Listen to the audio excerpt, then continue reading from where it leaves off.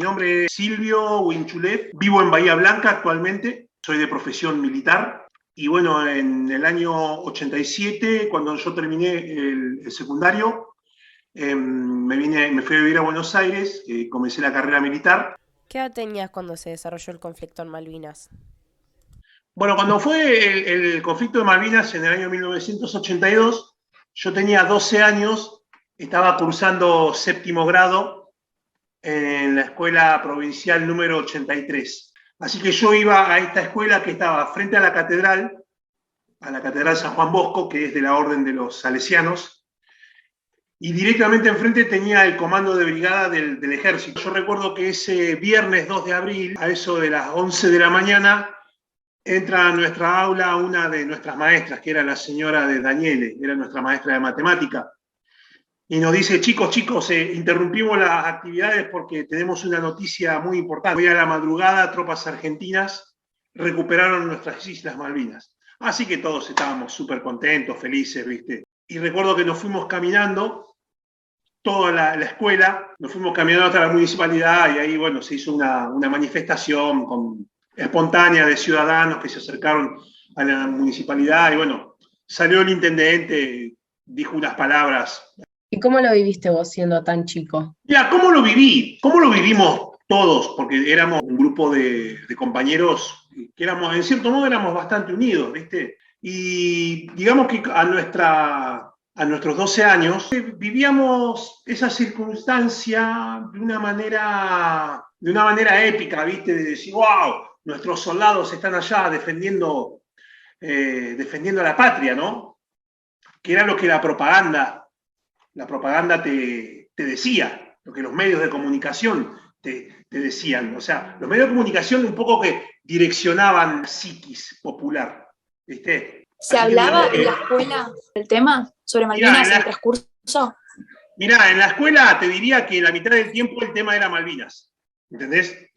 La maestra decía, bueno, chicos, tenemos que ver un poco de matemática, tenemos que ver lengua, ¿viste? Y como yo te dije, yo vivía a media cuadra del comando de brigada, de la 9ª Brigada, que fue justamente una de las brigadas que tuvo a su cargo la recuperación de las Malvinas el día 2 de abril. Veíamos el movimiento permanente de soldados que iban, venían, ¿viste? O sea, de repente, como que la ciudad, como que Comodoro se militarizó, ¿entendés? Veías soldados por las calles, veías vehículos, tanques. Frente al comando de brigada había una plaza, sigue estando la Plaza España, se llama. Esa plaza estaba cubierta de tanques de guerra.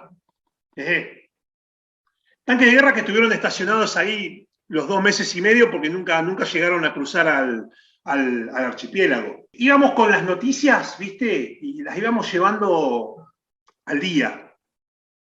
Y era un tema que se hablaba permanentemente. Y nunca me voy a olvidar cuando el 15 de junio, y llego a la escuela, ¿viste? Y estaban todos con caras largas. ¿No? Y digo, ¿qué pasó? Perdimos en el Mundial, porque justo estaba en ese mismo momento se estaba jugando el Mundial en España. ¿No? ¿Qué pasó? ¿Perdió Argentina? Sí, boludo, me dice un compañero, Lucas Alamat. Me dice, sí, nos rendimos en Malvinas. ¿Cómo que nos rendimos? No puede ser, le digo. Sí, me dice, nos rendimos, pero es imposible, le digo, pero si estábamos ganando. Porque los medios de prensa, la revista Gente, el diario Clarín, ¿viste? Era permanente el bombardeo mediático. Estábamos ganando la guerra, ¿viste? Estábamos hundiendo la flota, estábamos frenando los ataques, estábamos y de repente, ¡pum!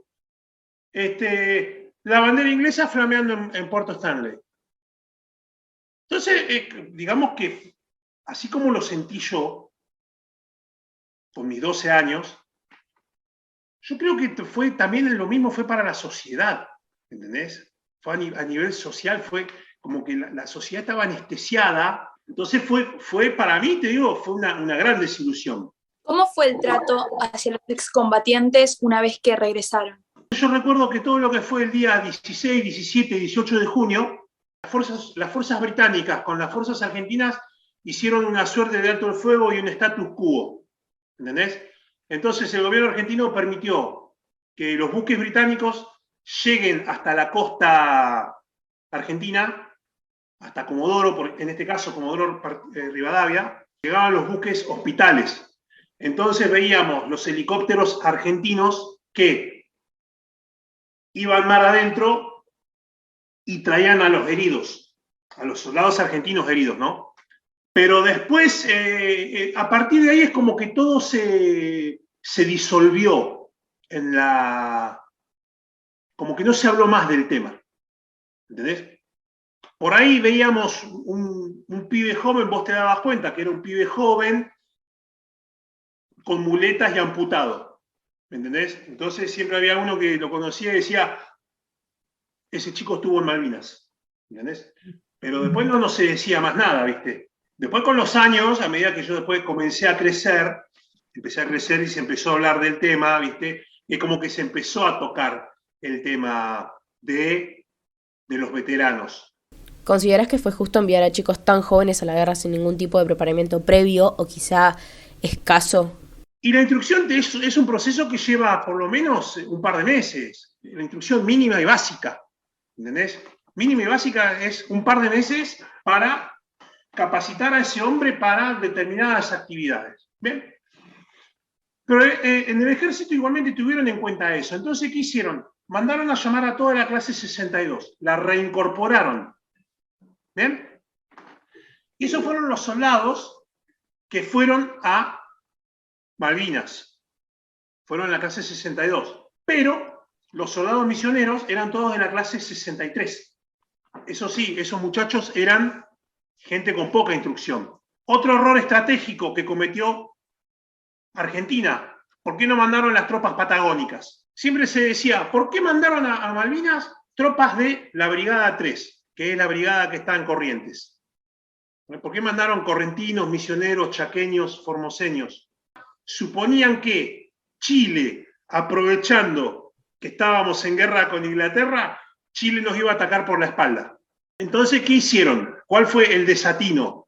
Las tropas patagónicas, las tropas de la Patagonia, las mandaron a todos a la frontera a cuidar que los chilenos no crucen. Y a Malvinas mandaron las tropas del norte, porque se suponía, te vuelvo a insistir, se suponía que no iba a haber lucha, no iba a haber combate, ¿me entendés?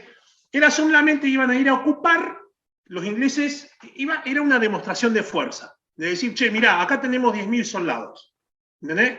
Y que los ingleses iban a dar vuelta a los buques y se iban a volver a Inglaterra. ¿Bien? Los ingleses no dieron vuelta a los buques, no volvieron a Inglaterra y volvieron para quedarse. A ellos también les hicieron un juego de propaganda. A ellos también les dijeron, no, vamos al sur, nos vamos a enfrentar con los argentinos, que son un montón de indios, ¿entendés?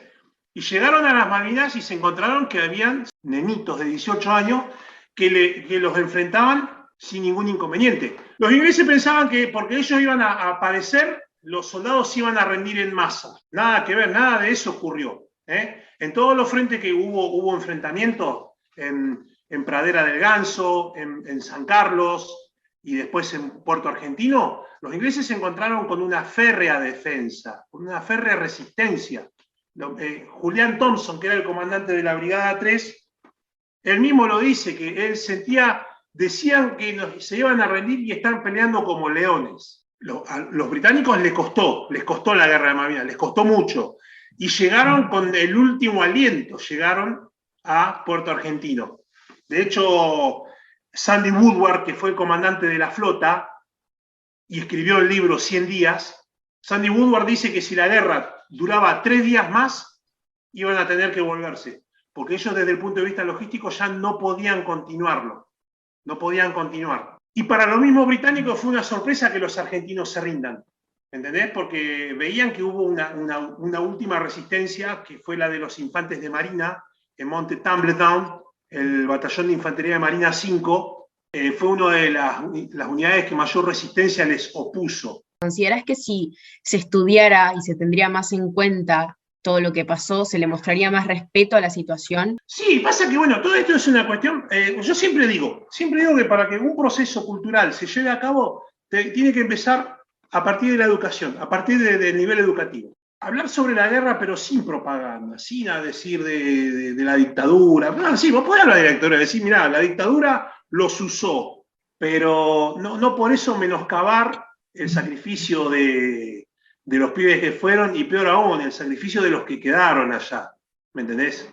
Pues hay 649, 300 de los cuales están en el fondo del Atlántico, los otros 300 están enterrados en Darwin. Entonces, por respeto a esos flacos que están ahí custodiando, tenemos que mantener esta temática, mantenerla viva. Y más ahora que estamos en una etapa cronológica en la cual los veteranos están yendo. El ciclo biológico es inevitable, nos va a llegar a todos. Hay que cuidarlos, hay que respetarlos. Y como para finalizar, ¿crees que hoy en día realmente se logró tomar conciencia al respecto? Vamos a ser sinceros, a la sociedad argentina tampoco le interesa mucho. La sociedad argentina actúa en función de lo que le imponen. Entonces, ya que la sociedad argentina es así, bueno, tenemos que aprovechar y darles el mensaje, insistir en el mensaje, porque si no, se va a perder. Te voy a contar una anécdota particular. Yo como militar tuve el privilegio, el honor de haber servido como casco azul para las Naciones Unidas. Porque bueno, yo entre otras cosas en mi vida estudié inglés y gracias a mi conocimiento del inglés fui destacado en 5 oportunidades, estuve trabajando sirviendo en la isla de Chipre como casco azul. Los cascos azules son las tropas internacionales que imponen la paz en zonas en conflicto. Bueno, la particularidad de Chipre es que en Chipre hay tropas británicas. Entonces la gente siempre me pregunta a decir, che, ¿cómo te llevas vos con los ingleses? Fantástico, porque a nivel soldados profesionales hay un respeto mutuo. Los soldados británicos al soldado argentino lo respetan. Lo respetan por lo que el soldado argentino demostró que puede hacer. Eso me llevó a que he hecho excelentes amistades entre soldados ingleses, ¿no? Hemos trabajado a la par, codo a codo. Bien. El 2 de abril del año 2002, yo estaba en Chipre. Y me acuerdo que yo trabajaba en la ciudad de Nicosia, que es la capital de la isla. Ahí estaba el cuartel general de Naciones Unidas. Y me llama el jefe del contingente argentino para invitarme a que vaya a donde estaba el campo argentino, a la base central argentina, que iban a hacer la formación del 2 de abril. Llego a la base argentina, a Campo San Martín, y cuando entro al campo veo soldados británicos por todos lados. Un campo que era solo de soldados argentinos. Y veo soldados ingleses. Ahí, digo, ¿qué es esto? No, dice, vamos a hacer la ceremonia del 2 de abril. Pero ¿y por qué hay ingleses acá?